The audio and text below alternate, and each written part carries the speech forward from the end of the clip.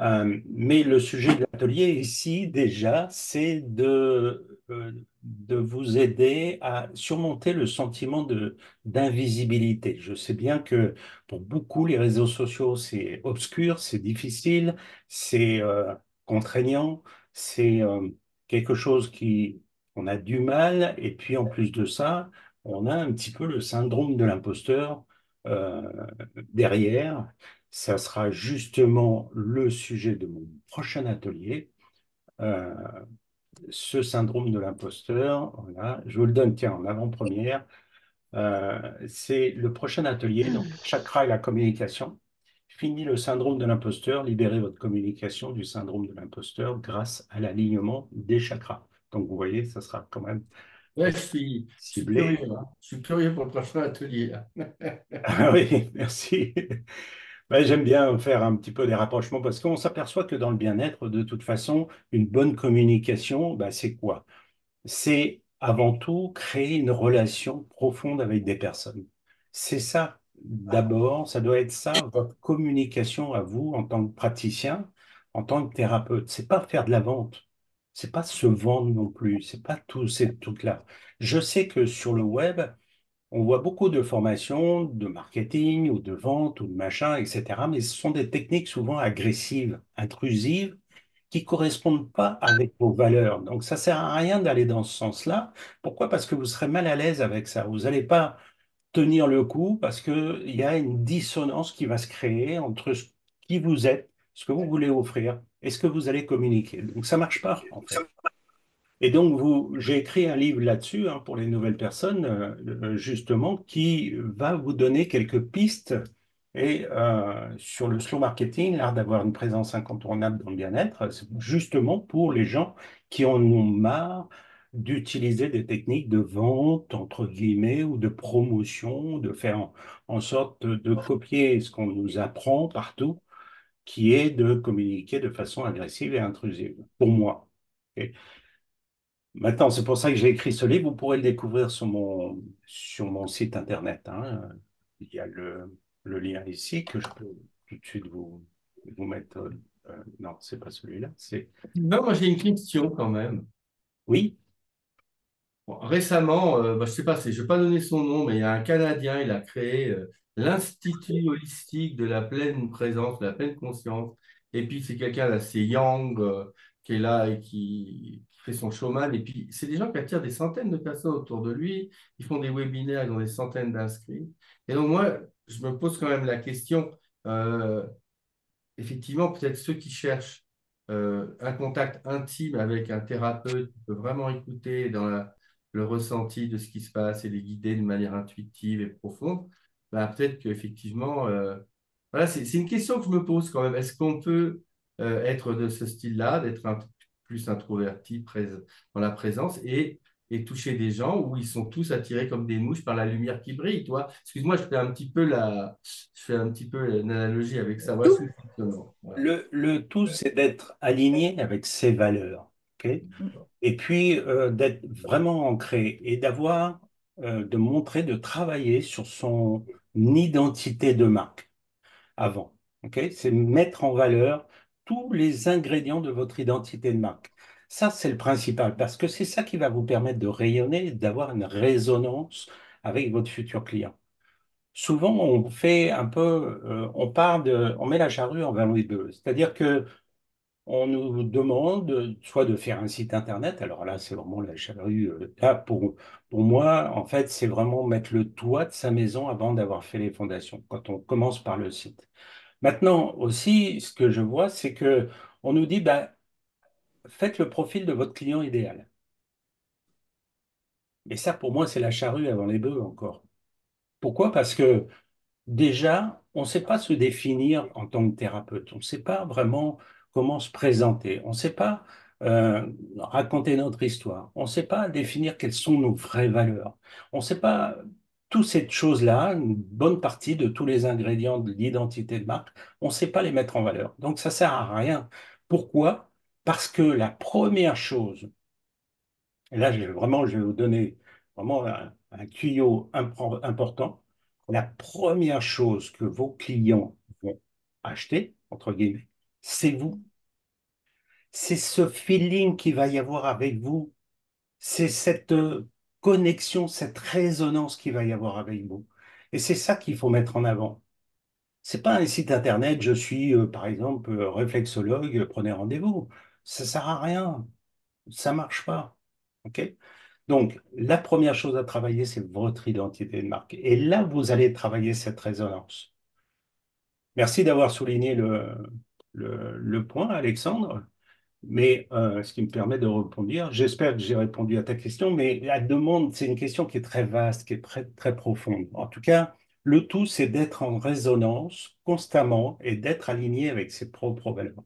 Quand vous mettez, quand vous faites un travail sur votre identité de marque, on appelle ça, il n'y a plus aucun doute. Et là, vous rayonnez, vous résonnez là. C'est là que vous commencez à résonner. Et comme un aimant, en fait, au lieu d'essayer d'aller chercher avec un aimant qui est déchargé, de chercher du verre, du bois, du plastique, du tissu, etc., eh bien, qu'est-ce que vous faites? Votre aimant est complètement chargé, il va attirer qu'un seul type de matériau, c'est le fer. Donc, quand votre aimant est chargé de la même façon, avec une identité de marque forte, eh bien, vous attirez qu'une seule sorte de personne, en fait.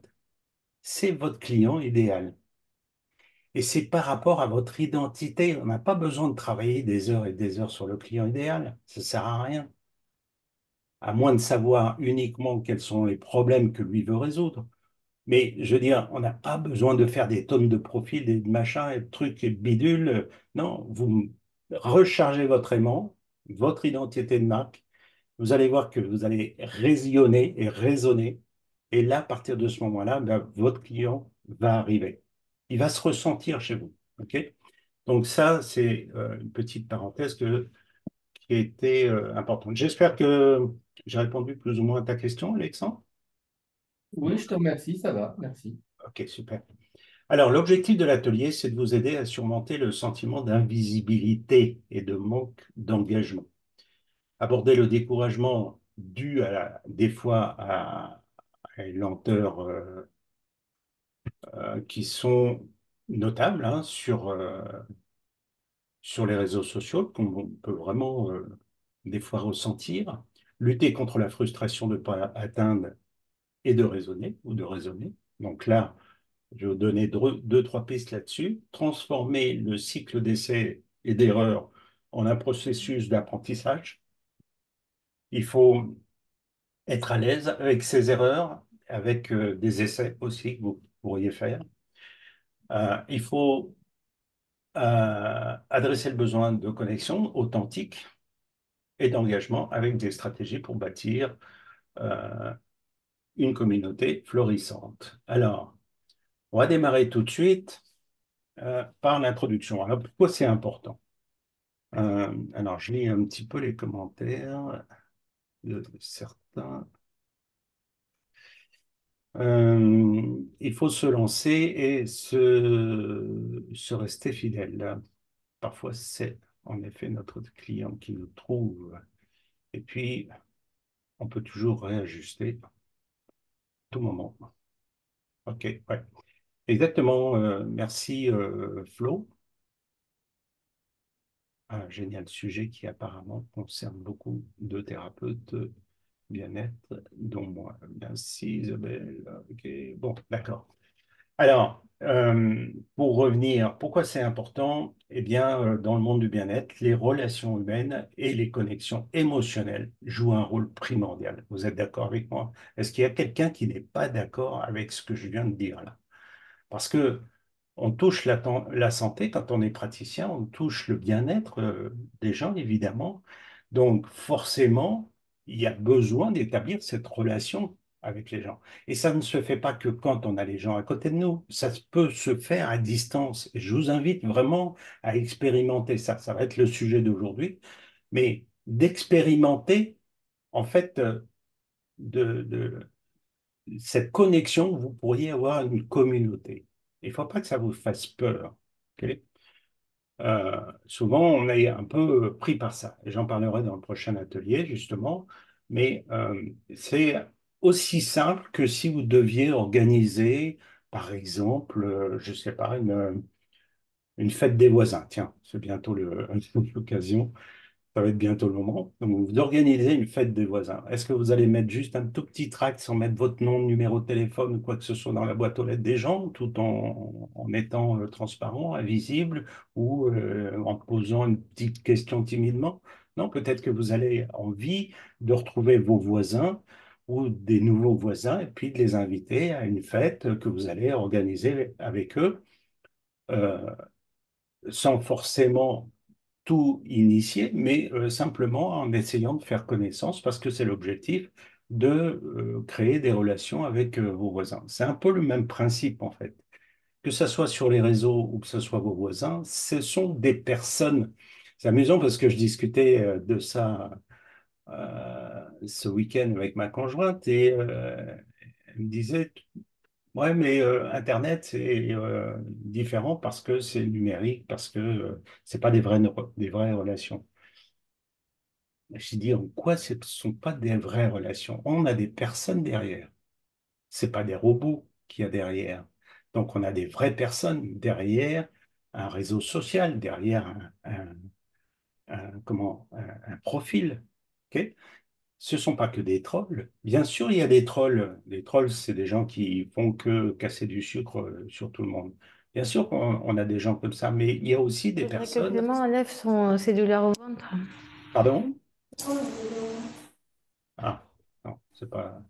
Ça ne nous concerne pas. On va désactiver le son de Delphine. Donc, ce que je veux dire par là, c'est qu'il y a des vraies personnes derrière chaque contact que vous pourriez avoir. Derrière chaque contact de votre communauté, il y a des vraies personnes.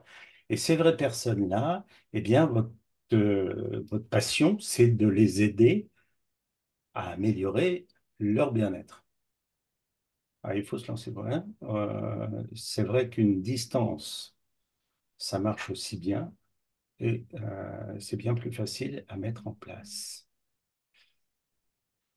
Qu'à distance, ça marche aussi bien. La base des réseaux sociaux, c'est une solution pour permettre aux personnes de se rapprocher. Exactement, Flo. Sur Internet, notre voix se perd dans la masse. Il est dur de créer cette alliance thérapeutique qui naît dans le face-à-face. Alors, Véronique, je comprends hein, ta préoccupation, ton défi, euh, mais en fait, comme je disais au début, plus tu vas travailler sur ton identité de marque, plus tu vas créer cette résonance, plus ça va être facile et que ta voix va résonner de plus en plus. Notre voix ne résonne pas. Pourquoi? Parce que justement, on reste caché. On vient du monde du salariat, souvent. Ok. Dans le monde du salariat, on peut rester anonyme toute la vie. C'est pas vraiment important. Par contre, quand on devient indépendant, c'est fini l'anonymat. On peut plus se permettre d'être anonyme parce que il faut bien qu'une clientèle nous trouve. Parce que si on n'a pas cette clientèle-là, on n'a pas de chiffre d'affaires. Et si on n'a pas de chiffre d'affaires, on n'a pas de revenus. Donc c'est ça là, qui fait la différence entre le salariat qui a le salaire à la fin du mois et l'indépendant qui va devoir, lui, créer cette clientèle de façon à ce qu'on le trouve plus facilement. Et créer cette clientèle, ça passe par la première chose, son identité de marque. Il y a plein d'autres choses après, hein, évidemment. Mais la première chose essentielle, c'est ça. Donc, plus vous allez euh, être confiant avec une identité de marque forte, c'est ça qui va vous donner cette confiance, plus votre voix va résonner. Est-ce que tu nous montreras quelques exemples pour nous montrer Ouais. Des exemples bah, d'identité. des exemples qu'on voit là une identité de marque claire? Est-ce que tu nous montreras, par exemple, je sais pas, attends. Bon. Alors, je peux bien sûr donner des exemples. L'identité de marque, en fait, c'est quelque chose qui se travaille un peu comme le vélo. C'est-à-dire que je peux parler pendant des heures de l'identité de marque, mais il faut le pratiquer. Et c'est tellement profond, j'ai des livres là-dessus, c'est quelque chose que même des experts en identité de marque considère que c'est d'une profondeur tellement extrême qu'on peut aller très loin là-dedans, qui fait que